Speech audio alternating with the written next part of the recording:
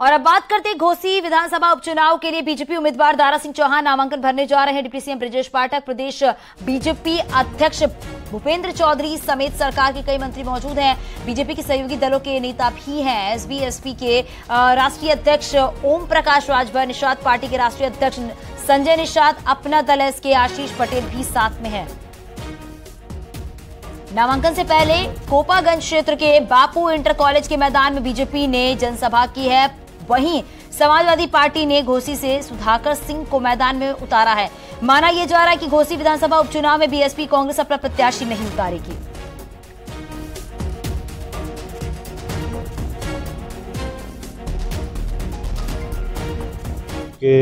उप मुख्यमंत्री आदरणीय ब्रजेश पाठक जी आ रहे हैं। इस कार्यक्रम में ओम प्रकाश राजभर जी जो भाजपा के राष्ट्रीय अध्यक्ष जी वो आ रहे हैं।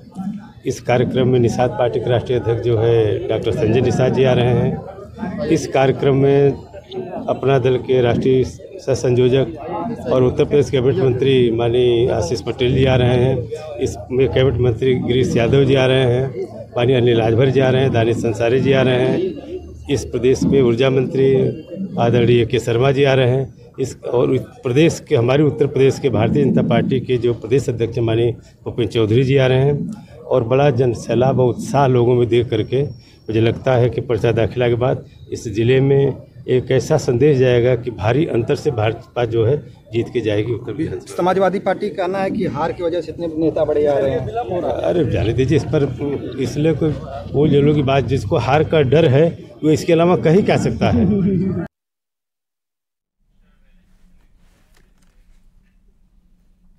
एसपी के राष्ट्रीय महासचिव रामगोपाल यादव ने घोसी विधानसभा उपचुनाव में एसपी प्रत्याशी की जीत का दावा किया है। उन्होंने कहा कि दारा सिंह ने जनता का भरोसा खो दिया है। एसपी अध्यक्ष ओम प्रकाश राजभर पर निशाना साधते हुए उन्होंने कहा है राजभर समाज के लोग ओम प्रकाश राजभर के पक्ष में नहीं है।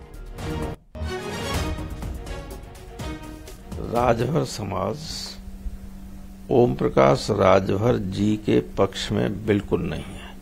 जिस तरह से दल बदल करने के बाद इधर से उधर समाज को धोखा दिया, कैसी कैसी भाषा का प्रयोग करते थे बीजेपी के लिए, हम लोगों ने तो कभी इस भाषा का न प्रयोग किया न आगे कर सकते, चाहे जितना विरोध हो, राजनीतिक विरोध है। लेकिन भाषा में शालीनता होनी चाहिए किसी व्यक्ति के, उसकी कभी परवाह ओम प्रकाश राजभर जी ने नहीं की। तो नीचे वाले कहते हैं कि हमारी बिरादरी को बेच देता है, उनकी बिरादरी वाले लोग कहते हैं, तो है नहीं। यही दारा सिंह के साथ है, न चौहान वोट देगा न राजभर देगा। इन दोनों के व्यक्तित्व की वजह से, इनके कृतित्व की वजह से बार बार जो पार्टियों को धोखा दे रहे हैं, छोड़ रहे हैं, इधर से उधर जा रहे हैं, उसकी वजह से जब साख खत्म हो जाती है किसी की, तो चुनाव के बाद ही उनकी हैसियत लोगों को पता चलती है कि इनका कुछ नहीं था। हमारा उम्मीदवार वहां बड़े मार्जिन से चुनाव जीत रहा है, सुधाकर, कोई हरा ही नहीं सकता। और घोसी से हमारे सहयोगी राजीव हमारे साथ जुड़ गए हैं। राजीव, जरा बताइएगा, यहां पर साफ तौर पर रामगोपाल यादव ने बीजेपी पर निशाना साधा है और साफ तौर पर उन्होंने ये कहा है कि एसपी की जीत होगी यहां पर, और दारा सिंह ने जनता का भरोसा खो दिया है। ग्राउंड जीरो पर क्या तस्वीरें नजर आ रही हैं? देखिए, आगामी 5 सितंबर को होने वाले घोसी विधानसभा उपचुनाव को लेकर सभी सियासी दलों ने पूरी ताकत झोंक दी है, जिसके तहत जहां आप देख रहे हैं कि समाजवादी पार्टी के नेता रामगोपाल यादव घोसी विधानसभा उपचुनाव में अपने प्रत्याशी की जीत का दावा कर रहे हैं, तो वहीं दूसरी ओर आज भारतीय जनता पार्टी के प्रत्याशी दारा सिंह चौहान इस वक्त नामांकन करने के लिए पहुंचे हैं। आप देख सकते हैं कि इस वक्त नामांकन के दौरान सिर्फ 5 लोगों को अंदर जाने की इजाजत होती है, इसीलिए दारा सिंह चौहान अपने प्रस्तावक समेत इस वक्त नामांकन के लिए अंदर गए हैं। इससे पहले, नामांकन से पहले भारतीय जनता पार्टी के प्रत्याशी दारा सिंह चौहान के समर्थन में एक बड़ी विशाल जनसभा की गई, जिसमें उत्तर प्रदेश के डिप्टी सीएम ब्रजेश पाठक और बीजेपी प्रदेश अध्यक्ष भूपेंद्र चौधरी समेत तमाम जो बीजेपी के कद्दावर नेता हैं, मंत्री हैं, उन्होंने एक विशाल जनसभा को संबोधित करते हुए ये कहा कि दारा सिंह चौहान ने जो समाज समाजवादी पार्टियों की नीतियां हैं उनसे तंग आकर एक बार फिर से बीजेपी का दामन थामा है और दोबारा वो मैदान में है। ऐसे में उन्हें उम्मीद है कि यहां से वो चुनाव जीतेंगे। अगर राजनीतिक समीकरण की बात करें, जातिगत आंकड़ों की बात करें, तो फिलहाल भारतीय जनता पार्टी के पक्ष में ये आंकड़े प्रभावी दिखते हैं, क्योंकि अगर देखा जाए तो कहीं न कहीं घोसी विधानसभा में चाहे वो राजभर की संख्या हो या फिर जो ओबीसी हो, चाहे चौहान हो या फिर अदर, वो कहीं न कहीं भारतीय जनता पार्टी का पलड़ा भारी करते हुए नजर आ रहे हैं। लेकिन अब देखना यह होगा कि जो विभिन्न दलों के नेता हैं उनके दावों में कितना दम है, ये 8 सितंबर को पता चलेगा जब इस चुनाव का परिणाम आएगा। लेकिन उससे पहले आज खुद सुबसपा के राष्ट्रीय अध्यक्ष ओम प्रकाश राजभर, वहीं दूसरी ओर अपना दल के कार्यकारी अध्यक्ष आशीष पटेल ने भी विशाल जनसभा को संबोधित किया। इस दौरान सुबसपा अध्यक्ष ओम प्रकाश राजभर ने समाजवादी पार्टी पर जमकर निशाना साधा। इस दौरान उन्होंने अपने समर्थकों से अपील की कि वो एक बार फिर से दारा सिंह चौहान को जिताएं, जिस तरह से 2022 में चुनाव जिताया था। क्योंकि जब 2022 में घोसी विधानसभा सीट से दारा सिंह चौहान की जीत हुई थी तो उस वक्त भी सुबसपा समाजवादी पार्टी के साथ थी। लेकिन अब न तो सुबसपा समाजवादी पार्टी के साथ है, न तो दारा सिंह चौहान समाजवादी पार्टी के साथ है। इस दौरान ओपी राजभर ने ये भी मिल रही है वो बीजेपी और समाजवादी पार्टी में ही है। हालांकि आने वाला वक्त बताएगा कि जीत किसकी होगी। शुक्रिया इस पूरी जानकारी के लिए राजीव। यूपी बीजेपी संगठन में 30 से ज्यादा जिला अध्यक्षों को बदलने की तैयारी चल रही है। सूत्रों की माने तो इसकी सूची तैयार हो चुकी है और भूपेंद्र चौधरी जल्द ही इस पे अंतिम मुहर लगाएंगे। माना तो ये जा रहा है कि 20 अगस्त से पहले बदलाव हो जाएंगे। तो बीजेपी संगठन में बदलाव की तैयारी चल रही है। हालांकि लिस्ट तैयार हो चुकी है। बताया जा रहा है कि यूपी में 30 जिलों में ये बदलाव देखने को मिलेगा और नए बीजेपी जिला अध्यक्षों की लिस्ट जो है वो बनकर तैयार हो गई है। हालांकि अंतिम मुहर का इंतजार किया जा रहा है। जनता पार्टी उत्तर प्रदेश के कई जिलों के जिलाध्यक्षों को बदलने जा रही है। दरअसल मिशन 2024 की चुनावी तैयारी में जुटी भारतीय जनता पार्टी अब इस तैयारी में है कि तमाम जो जिले के संगठन हैं और इसके अलावा जो क्षेत्रीय संगठन है उसको दुरुस्त कर लिया जाए। यही वो वजह है कि भारतीय जनता पार्टी के नेतृत्व ने ऑब्जर्वर तैयार किए थे और उनसे पूरे उत्तर प्रदेश में ऑब्जर्वर भेजे थे। हर संगठनात्मक जिले में 98 संगठनात्मक जिले हैं, सभी जगह पर ऑब्जर्वर भेजे गए, नामों का पैनल मंगाया गया और उस पैनल पर अब चर्चा लगभग पूरी हो चुकी है। जल्द ही उत्तर प्रदेश में 30 से ज्यादा भारतीय जनता पार्टी के जिलाध्यक्ष बदले जाएंगे। यूपी एसआईएफसी का पहला शैक्षणिक सत्र जो है वो आज से शुरू हुआ है। लखनऊ में सीएम योगी ने फॉरेंसिक इंस्टीट्यूट के सत्र 2023-24 के छात्रों के साथ संवाद भी किया है। सीएम योगी ने कहा है कि बदमाशों के क्राइम करने के तरीके बदल गए हैं और इसलिए फॉरेंसिक जांच की भूमिका काफी अहम हो जाती है। सीएम योगी ने कहा कि सुरक्षा में लगे लोगों को अपराधियों से आगे रहना है, तभी अपराधी पकड़ में आ पाएंगे। सीएम योगी ने कहा है कि यूपी में पुलिस बेहतर काम कर रही है, इसलिए यूपी की कानून व्यवस्था बेहतर है। अगर आप किसी भी प्रकार की एंटी सोशल, एंटी नेशनल या किसी भी प्रकार की लॉ एंड ऑर्डर को या सिक्योरिटी को चैलेंज देने वाले तत्व से 2 कदम आगे सोचने की सामर्थ्य रखते हैं तो आप उसको नियंत्रित कर पाएंगे। अगर आप उससे 2 कदम पीछे तो वह आपको नियंत्रित कर देगा, आपकी सोचने की सामर्थ्य समाप्त कर देगी। इसके लिए निरंतर संस्थान में कार्य करना है। स्टडी पेपर लिखे जाने चाहिए। आज अपराध की प्रकृति क्या है और सोसाइटी की आज की डिमांड क्या है, उसके अनुरूप अपने आप को तैयार करें। अब देखिए टेक्नोलॉजी बहुत आगे बढ़ चुकी है। अगर हम उसके अनुरूप अपने आप को तैयार नहीं करेंगे पिछड़ जाएंगे। हम एक कॉमन मैन के साथ न्याय नहीं कर पाएंगे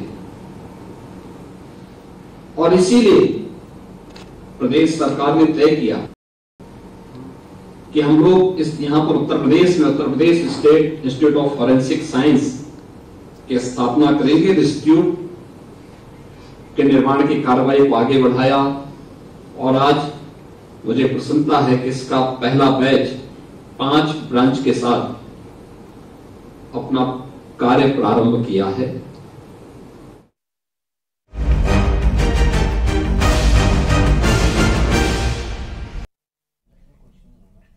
हिमाचल प्रदेश और उत्तराखंड की पहाड़ियों में हो रही लगातार मूसलाधार बारिश के चलते दिल्ली में यमुना का जलस्तर फिर से बढ़ने लगा है और दिल्ली में नदी का जलस्तर जो है वो 204.50 मीटर की चेतावनी के निशान को पार कर गया है और इस वजह से एक बार फिर दिल्ली वालों की धड़कनें जो हैं वो और तेज हो गई हैं।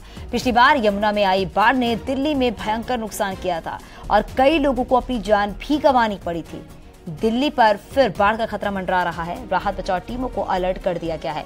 वजीराबाद से लेकर ओखला तक निचले इलाकों में बाढ़ का खतरा बढ़ गया है। दिल्ली प्रशासन ने निचले इलाकों में अलर्ट जारी कर दिया है।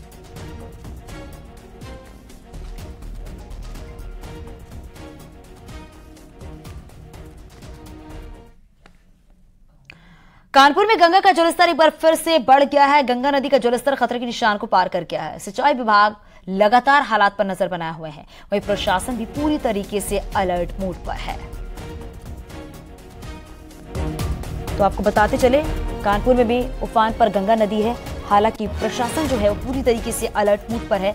खतरे के निशान से गंगा का जलस्तर जो है वो काफी बढ़ता ही जा रहा है। सिंचाई विभाग लगातार इसकी मॉनिटरिंग कर रहा है। प्रशासन पूरी तरीके से अलर्ट मोड पर है।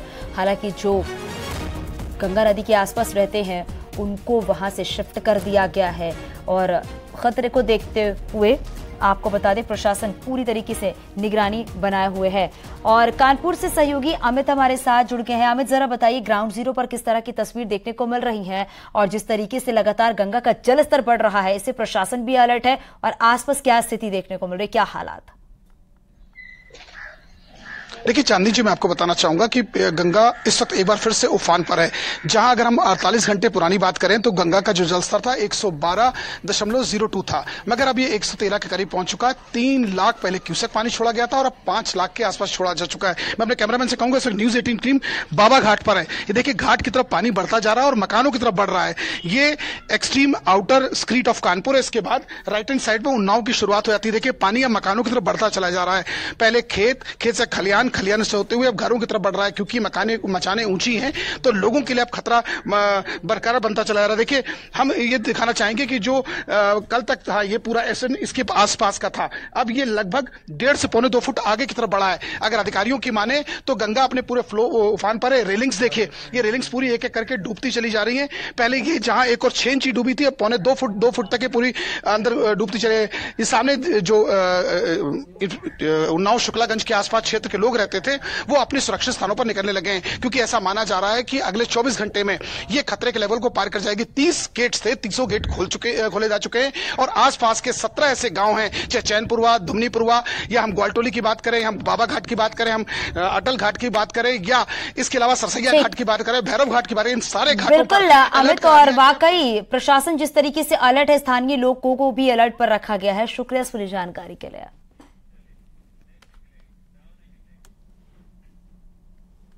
खबर दिल्ली से है। Nehru memorial museum and library का नाम अब जो है आधिकारिक रूप से बदलकर पीएम म्यूजियम एंड लाइब्रेरी कर दिया गया है। स्वतंत्रता दिवस के मौके पर नाम परिवर्तन पर मुहर भी लग गई है। नया नाम अब प्रधानमंत्री संग्रहालय और पुस्तकालय सोसाइटी किया गया है। तो नेहरू मेमोरियल का नाम जो है वो बदल दिया गया है। अब नया नाम जो है वो प्रधानमंत्री संग्रहालय रखा गया है। ये नया नाम है और आपको बताते चलें कि अब इस नाम पर मुहर भी लग गई है। तो स्वतंत्रता दिवस के मौके पर नाम परिवर्तन पर मुहर लग गई है। नया नाम जो है वो प्रधानमंत्री संग्रहालय और पुस्तकालय सोसाइटी किया गया है। दिल्ली के 3 मूर्ति सर्कल के ठीक सामने बने Nehru memorial museum and library का नाम बदलकर प्रधानमंत्री संग्रहालय कर दिया गया है। इसका फैसला 16 जून को किया गया था। कमेटी की बैठक में ये फैसला राजनाथ सिंह ने लिया था, क्योंकि वो इस कमेटी के उपाध्यक्ष हैं, और इस फैसले को लेने के बाद नेहरू मेमोरियल का नाम बदलकर प्रधानमंत्री संग्रहालय कर दिया गया है। 14 अगस्त को आधिकारिक तौर पर इसकी घोषणा कर दी गई है और अब ये नेहरू मेमोरियल जो है वो प्रधानमंत्री संग्रहालय के नाम से जाना जाएगा। और आप देखें तो प्रधानमंत्री संग्रहालय के बड़े बड़े बोर्ड्स भी अब नेहरू मेमोरियल के बाहर लगा दिए गए हैं। और यहाँ रुकेंगे छोटे